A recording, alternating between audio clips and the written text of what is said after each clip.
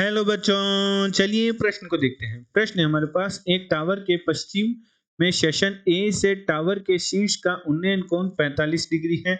ए से 10 मीटर की दूरी पर स्थित स्टेशन बी जो टावर के पूर्व के दक्षिण की ओर 45 डिग्री के कोण पर है से टावर के शीर्ष का उन्नयन कोण 30 डिग्री है। तब हमें टावर की ऊंचाई ज्ञात करनी है। प्रश्न के हमारे पास 4 विकल्प दे रखे हैं, ए बी सी डी, जिनमें से हमें एक सही विकल्प का चयन करना है। तो चलिए सर्वप्रथम हम प्रश्न के लिए मुख्य अवधारणा लिखते हैं। मुख्य अवधारणा, तो हमारे प्रश्न के लिए मुख्य अवधारणा क्या होगी? किसी त्रिभुज ए बी सी के लिए जो हमारा ज्या सूत्र होता है उसका अध्ययन हम मुख्य अवधारणा के में करते हैं। तो उदाहरण के तौर पर मान लीजिए हमारे पास एक त्रिभुज है ए बी सी, जिसके शीर्ष है ए बी सी और ए शीर्ष का कोण है ए, बी शीर्ष का कोण है बी और सी शीर्ष का कोण है सी। ए कोण के सामने वाली जो भुजा है बीसी, उस बीसी भुजा को हम स्मॉल ए द्वारा अर्थात अंग्रेजी वर्णमाला के छोटे ए द्वारा प्रदर्शित करते हैं। इसी प्रकार जो एसी है अर्थात बी कोण के सामने वाली भुजा को बी एवं सी कोण के सामने वाली भुजा को हम सी द्वारा प्रदर्शित करते हैं। तो हमारा जो जा सूत्र है वो कुछ इस प्रकार होता है, साइन ए अर्थात यहाँ जो बड़ा ए है वह त्रिभुज ए बी सी में ए कोण को प्रदर्शित कर रहा है और बट्टा में छोटा ए जो कि हमारे भुजा की लंबाई को प्रदर्शित कर रहा है। साइन ए बटा ए बराबर साइन बी बटा बी बराबर साइन सी बटा सी। तो निम्न ये हमारा जो सूत्र है वह हमारा त्रिभुज ए बी सी के लिए जा सूत्र है। एवं समकोण त्रिभुज, हमारे पास यदि एक समकोण त्रिभुज हो जो कि कुछ इस प्रकार हो, ये हमारा एक समकोण त्रिभुज है ए बी सी, जहां बी कोण क्या है? समकोण है। एवं सी कोण को यदि हम थीटा नाम दे तो थीटा के सामने वाली जो भुजा है वह लंब का कार्य करती है और जो अन्य भुजा है वह आधार का कार्य करती है और 90 डिग्री के सामने वाली जो भुजा होती है वह कर्ण का कार्य करती है। तो हमारे पास लंब एवं आधार के मध्य संबंध होता है tan थीटा बराबर हमारे पास होता है लंब बटे आधार के। अतः प्रश्नानुसार प्रश्न में हमारे पास दे रखा है, एक टावर के पश्चिम से सेक्शन ए से टावर के शीर्ष का उन्नयन कोण 45 डिग्री है। तो चलिए हम चित्र बनाते हैं। सर्वप्रथम तो हम सर्वप्रथम चारों दिशाएं बना देते हैं। हमारी ये दिशा है उत्तर दिशा है, ये हमारी दक्षिण दिशा है, ये हमारी पश्चिम दिशा है और ये हमारी पूर्व दिशा है। और हमने एक टावर बना दिया, इसे ओ बिंदु नाम दे दिया और इसे डी बिंदु नाम दे दिया और एच ऊंचाई का हमने टावर बना दिया। हमने माना टावर की ऊंचाई h है। हमने h ऊंचाई का टावर बना दिया और प्रश्न में कहा है कि जो टावर h ऊंचाई के सेक्शन A से अर्थात यहाँ कई बिंदु A है, उसका टावर के शीर्ष से उन्नयन कोण है वह 45 डिग्री है। और प्रश्न में आगे कहा है कि A से 10 मीटर की दूरी पर स्थित स्टेशन B जो टावर के पूर्व के दक्षिण की ओर 45 डिग्री कोण पर है। तो हमारा जो B बिंदु है वो पूर्व के दक्षिण के 45 कोण अर्थात यहाँ कहीं B बिंदु है जो कि A से 10 मीटर की दूरी पर है। प्रश्न में कहा है और टावर के शीर्ष के साथ जो उन्नयन कोण बना रहा है वह 30 डिग्री का बना रहा है, अर्थात जो ये निम्न कोण है ये 30 डिग्री का है। तो हमारा त्रिभुज AOB कुछ बन रहा है।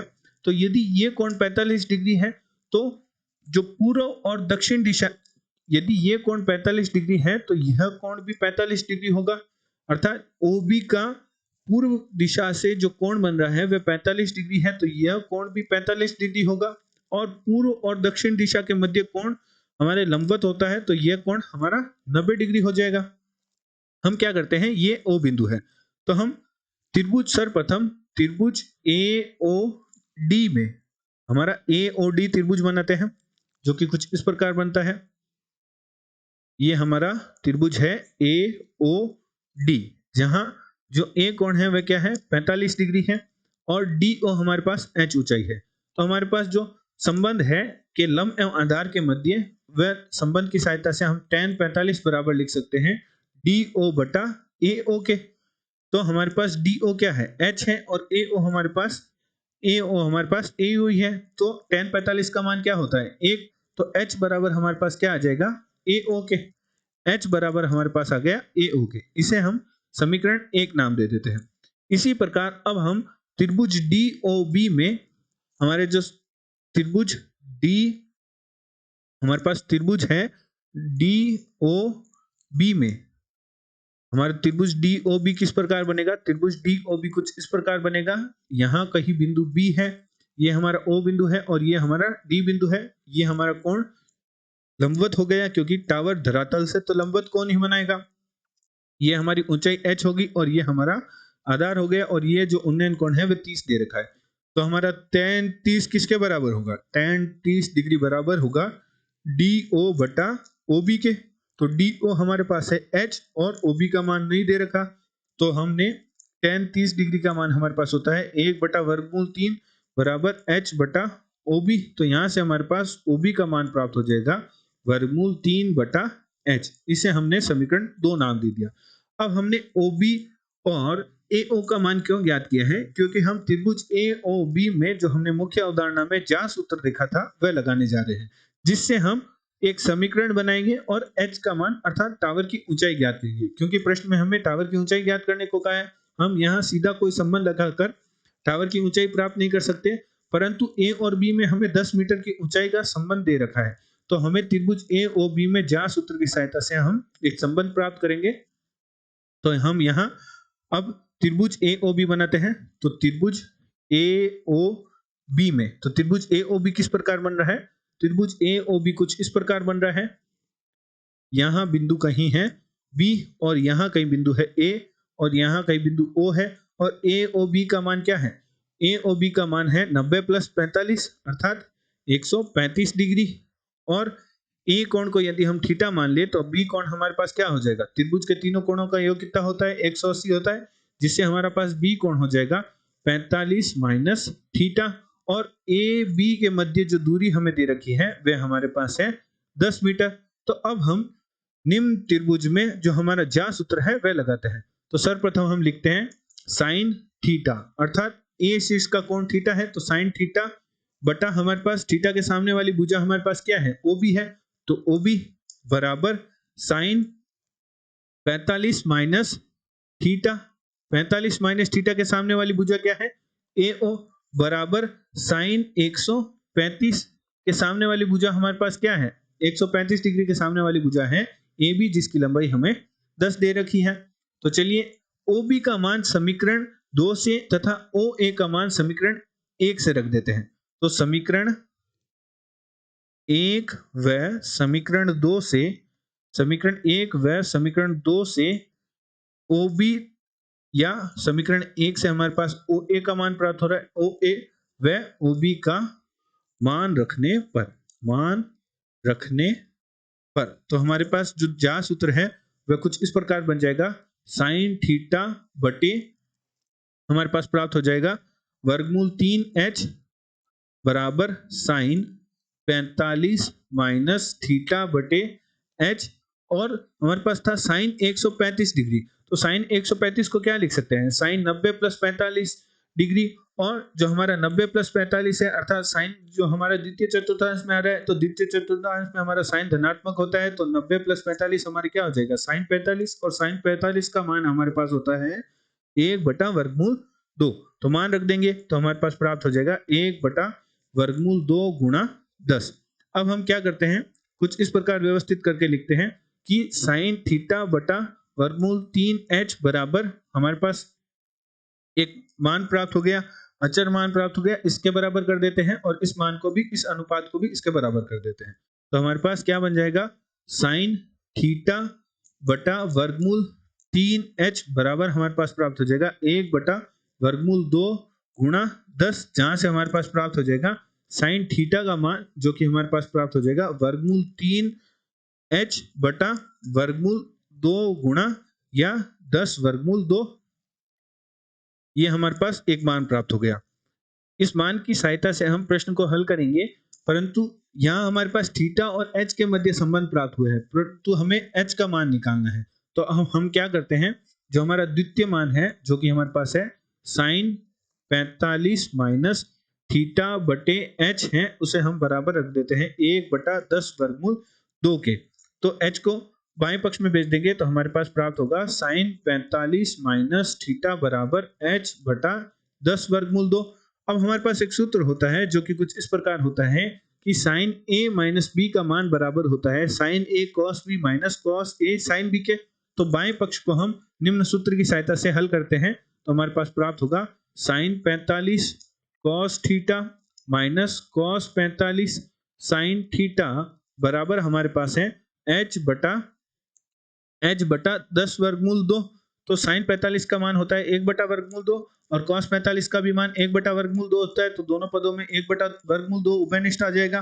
तो हमारे पास अंदर बचेगा cos theta minus sine theta बराबर h बटा 10 वर्गमूल 2, जहां से हमारे पास cos theta minus sine theta का मान क्या होगा, हमारे पास cos theta minus sine theta का मान प्राप्त होगा h बटा 10।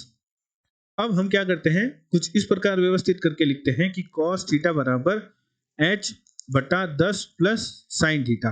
हमने इस प्रकार व्यवस्थित क्यों किया, क्योंकि हमारे पास साइन थीटा का मान है, तो हम cos जो थीटा है उसे विलुप्त करते हैं, तो हम दोनों पक्षों में वर्ग कर देते हैं। तो दोनों पक्षों का वर्ग करने पर, दोनों पक्षों का वर्ग करने पर तो हमारे पास बाएं पक्ष में बन जाएगा cos वर्ग थीटा, और दाएं पक्ष का हल है वह हमारे पास a प्लस बी के वर्ग के सूत्र से होगा, जो कि होता है a का वर्ग अर्थात h का वर्ग बटे 100 प्लस साइन वर्ग थीटा प्लस 2 गुणा h बटा 10 गुणा साइन थीटा।